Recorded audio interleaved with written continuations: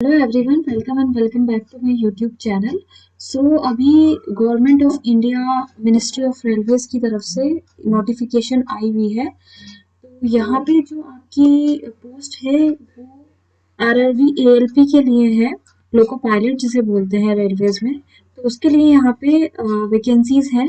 तो हम जैसे कि देख सकते हैं कि यहाँ पे ओपनिंग डेट ऑफ एप्लीकेशन जो है वो आपकी 20th ऑफ जनवरी है, यानी कि आपका जो सबमिशन है एप्लीकेशंस के लिए वो स्टार्ट हो चुका है।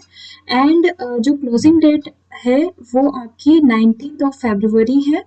तो आप 19th ऑफ फेब से पहले पहले अप्लाई कर सकते हैं। देन बात की जाए कि जो फॉर्म है उसमें मॉडिफिकेशन कब तक किया जा सकता है, तो इसके लिए आपकी विंडोज जो ओपन होंगी वो 20th ऑफ फेब से लेकर के 29th ऑफ फेब तक आप मॉडिफिकेशन यहाँ पे कर सकते हैं। नाउ जो पोस्ट है वो असिस्टेंट लोको पायलट के लिए है, इन शॉर्ट एएलपी जिसे बोलते हैं। और यहाँ पे पे लेवल जो है वो लेवल 2 है। एंड जो इनिशियल पे होगी आपकी वो 19,900 होगी। मेडिकल स्टैंडर्ड जो मिलेगा वो आपको A1 कैटेगरी का होगा। एंड देन आपकी जो अपर एज लिमिट है that is your 30 years. Total vacancies जो है वो आपकी 5,696 पोस्ट है यहाँ पे, तो आप लोग अप्लाई कर सकते हैं। Now let us come to the कि यहाँ पे फी क्राइटेरिया क्या है। तो जो फीस है अगर हम उसकी बात करेंगे तो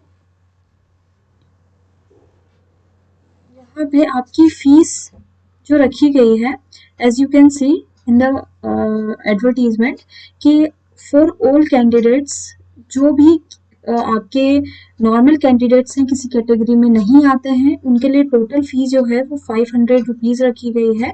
जबकि जो लोग SC ST या एक्स सर्विसमैन हैं या फीमेल कैंडिडेट्स हैं या ट्रांसजेंडर्स हैं, माइनॉरिटी अगर किसी का स्टेटस है या फिर इकोनॉमिकली बैकवर्ड क्लासेस के अंदर आते हैं, तो वो आपका यहाँ पे पेमेंट करेंगे 250 रुपीज़ की। ऑलराइट, अब यहाँ पे एक चीज़ है कि अगर आपका जो अप्लाई करने वाले कैंडिडेट्स हैं वो CBT 1 देते हैं। एक्चुअली यहाँ पे 2 टेस्ट होने वाले हैं, CBT 1 एंड CBT 2। तो जो भी कैंडिडेट CBT 1 में यहाँ पे एग्ज़ाम देंगे तो उन कैंडिडेट्स की 400 रुपीज़ आपके रिफंड हो जाएंगे बाय डिड्यूसिंग द बैंक चार्जेस। तो बेसिकली यहाँ क्या होगा कि जो आपके नॉर्मल कैंडिडेट्स हैं किसी कैटेगरी में नहीं आते तो उनको अमाउंट 400 मिलेगी, रिफंड हो जाएगी बाय डिड्यूसिंग द बैंक चार्जेस। लेकिन अगर वो CBT 1 देते हैं तो तब रिफंड होगी।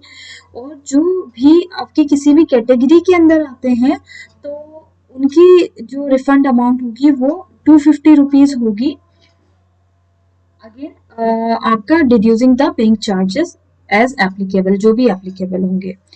तो ये आपका यहाँ पे एक इम्पोर्टेंट पॉइंट था। उसके अलावा अगर हम बात करें कि जो 2 CBT टेस्ट होने वाले हैं उनमें सब्जेक्ट्स क्या क्या रहने वाले हैं, राइट।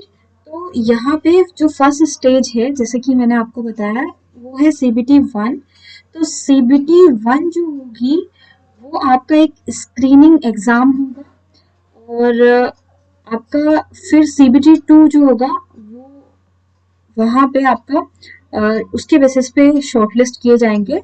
तो जो मार्क्स होंगे CBT 1 के वो आपके काउंट नहीं होंगे जब भी फाइनल आपका रिजल्ट बन रहा होगा।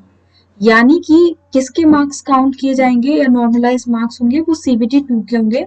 आप इस तरीके से समझ सकते हैं कि जो CBT 1 है वो सिर्फ एक तरीके से आपका नेक्स्ट लेवल पे जाने के लिए आपका करवाया जाएगा, या फिर जो कैंडिडेट्स हैं जो भी सेलेक्ट होंगे वो आपके नेक्स्ट राउंड में जाएंगे और जो नेक्स्ट राउंड होगा उसी के बेसिस पे आपका फाइनल सिलेक्शन होगा। नाउ यहाँ पे आप देख सकते हैं कि जो पैटर्न है और सिलेबस है वो सब मेंशन्ड है कि ड्यूरेशन आपका 60 मिनट्स का होगा CBT 1 के लिए। नंबर ऑफ क्वेश्चंस वहाँ पे 75 रखे जाएंगे एंड मैक्सिमम मार्क्स जो होंगे वो भी 75 होंगे। यानी कि 1 मार्क पर क्वेश्चन होगा। नेगेटिव मार्किंग भी होगी, यहाँ पे एक ड्रॉबैक है, और इसमें आपका नेगेटिव कितना होगा, 1/3 होगा। ऑलराइट, तो ये वाली चीज है। उसके बाद अगर हम बात करें कि सब्जेक्ट्स के बारे में, तो सब्जेक्ट्स जो CBT 1 के लिए होंगे वो आपका मैथमेटिक्स होगा। आप उसमें सारे यहाँ पे मेंशन किए गए हैं जो जो टॉपिक्स हैं। सेकंड जो है वो मेंटल एबिलिटी है आपकी। फिर आपका C पार्ट में जनरल साइंस दिया हुआ है, एंड D पार्ट में आपका जनरल अवेयरनेस दिया हुआ है, as you can see. Then second stage की अगर हम बात करें, दैट इज योर CBT 2। इसी के बेसिस पे आपका फाइनल सिलेक्शन होगा। तो जो भी आपके CBT 2 एग्जाम देंगे, तो उन लोगों के लिए यहाँ पे पैटर्न और सिलेबस भी मेंशन किया हुआ है। तो आप देख सकते हैं कि जो CBT 2 होगा वो भी 2 पार्ट्स में होगा। पार्ट ए है, देन पार्ट बी है। As you can see, part A है एंड पार्ट बी है। टोटल ड्यूरेशन यहाँ पे 2 hours and 30 minutes का होगा। यहाँ पे टोटल क्वेश्चंस होंगे 175। जो पार्ट ए होगा वो 90 मिनट्स का होगा और 100 क्वेश्चंस होंगे। पार्ट बी में क्या होगा, 60 मिनट्स का होगा और 75 क्वेश्चंस होंगे यहाँ पे। ठीक है, तो यहाँ पे भी आपका नेगेटिव मार्किंग होगी, और अगेन द क्राइटेरिया इज 1/3 जो मार्क होगा डिड्यूस किया जाएगा फॉर ईच रॉन्ग क्वेश्चन के लिए। अब इसमें क्या है, नॉर्मलाइजेशन भी होगा। अगर अलग अलग शिफ्ट यहाँ पे होंगी तो वहां पे टोटल आपका नॉर्मलाइजेशन करके फाइनल रैंक बनेगी। अब हम बात करते हैं कि पार्ट ए में सब्जेक्ट्स क्या क्या हैं। तो यहाँ हम देख सकते हैं कि पार्ट ए में मैथमेटिक्स है आपका, जनरल इंटेलिजेंस एंड रीजनिंग है, टॉपिक सारे मेंशन किए हुए हैं आपके। Then basic science and engineering है।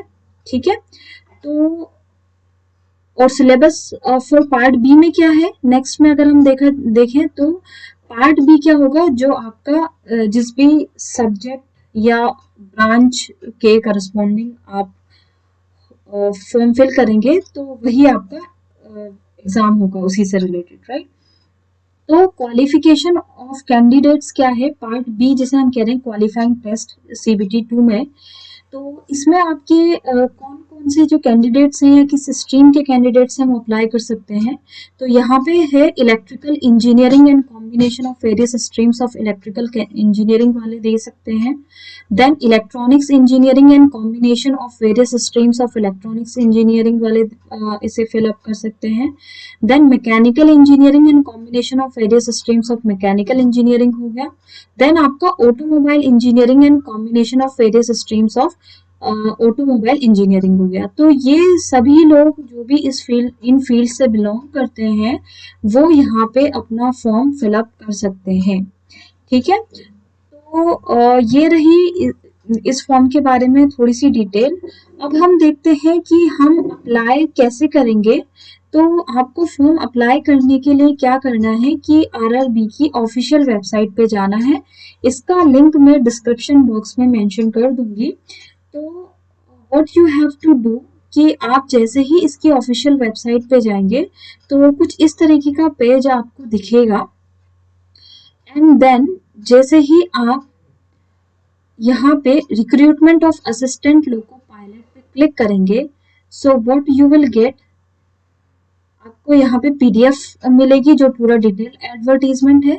देन आपने क्या करना है, अप्लाई करने के लिए अप्लाई वाले सेक्शन पे जाएंगे। तो अप्लाई वाले सेक्शन पे जब भी जाएंगे तो ये तो है क्रिएट एन अकाउंट वाला, यानी जिन लोगों ने अपना अकाउंट क्रिएट नहीं किया है तो सबसे पहले वो अपना अकाउंट क्रिएट करेंगे। तो कुछ इस तरीके का पेज आपको दिखेगा। यहाँ आप देख सकते हैं कि फी डिटेल्स भी मेंशन्ड है कि जनरल कैटेगरी वाले लोगों को कितनी फी पेमेंट करनी है, जो कि आपका एडवर्टीजमेंट में भी था। तो जैसे ही आप ये सब पूरा पढ़ लेंगे जो भी यहाँ पे पॉइंट्स दिए हुए हैं, तो उसके बाद जैसे ही आप यहाँ पे क्लिक करेंगे, I have download the detail advertisement and understood all the instructions, तो उसके बाद में आप क्या करेंगे, प्रोसीड पे क्लिक करेंगे। प्रोसीड पे क्लिक करने के बाद में यहाँ आप अपना अकाउंट को क्रिएट करेंगे। Okay, so first of all आपको क्या करना है, अकाउंट को फिलअप करना, आपको क्रिएट करना है। देन आप लॉगिन करके क्या करेंगे, वहां पे अपनी जो भी इंफॉर्मेशंस हैं सारी डालेंगे। इस तरीके से आप यहाँ पे फॉर्म को फिलअप कर सकते हैं। तो आई होप सो आपको ये वीडियो पसंद आई होगी। प्लीज़ आप मेरे चैनल को सब्सक्राइब करें, लाइक करें, शेयर करें ताकि आपको time to time job notifications मिलते रहें। Please subscribe it. Thank you.